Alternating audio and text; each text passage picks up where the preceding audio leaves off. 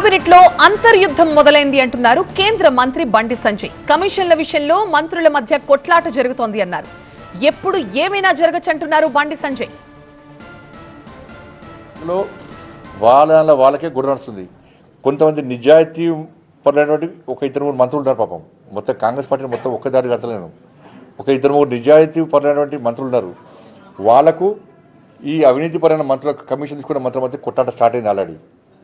అది ఎప్పుడైనా ఎక్కడైనా ఏదైనా జరగచ్చు, ఏమైనా జరగచ్చు. ఇద్దరి మధ్య యుద్ధం స్టార్ట్ అయింది ఆల్రెడీ. ఏదో తిట్టుకుంటున్నాడు ఫోన్ చేసి, నువ్వు ఇవాటి ఇజ్జత పోతుంది 40% ఉన్నాడు, నేను 8% తీసుకుంటాను ఆయన అంటున్నాడు. కాంగ్రెస్ పార్టీలో అంతర్యుద్ధము స్టార్ట్ అయింది 100%. ఇది నేను ఆ రికార్డ్ చెప్తున్నాను. కాంగ్రెస్ పార్టీలో ఈ పర్సంటేజ్ల విషయంలో అంతర్యుద్ధం స్టార్ట్ అయింది. అది ఎటైనా వెళ్ళచ్చు, ఎప్పుడైనా వెళ్ళచ్చు, ఎప్పుడైనా ఏమైనా జరగచ్చు.